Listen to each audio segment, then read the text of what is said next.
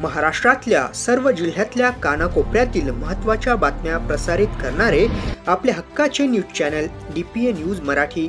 ज्ञान, विज्ञान, कला, क्रीडा, मनोरंजन, राजकारण, समाजकारण, पर्यटन, अध्यात्म, शेती, उद्योग, आरोग्य, रोजगार, शिक्षण, करिअर, इतिहास, शासन प्रशासन, माहिती तंत्रज्ञान, देश विदेशातील घटना घडामोडी आपल्यापर्यंत पोहोचवित असलेले एकमेव अग्रगण्य news channel DPA news Marathi. शोध सत्य बातमीचा.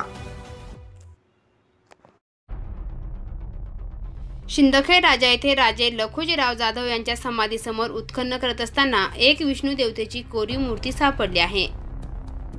ती मूर्ती पुरातत्व विभागाच्या अधिकाऱ्यांनी नागपूर या ठिकाणी नेण्याचे कळवले आहे.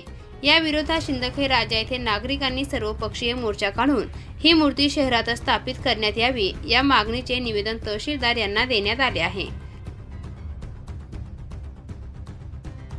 DPA न्यूज साठी प्रतिनिधी सुरेश हुशे, शिंदखेड राजा.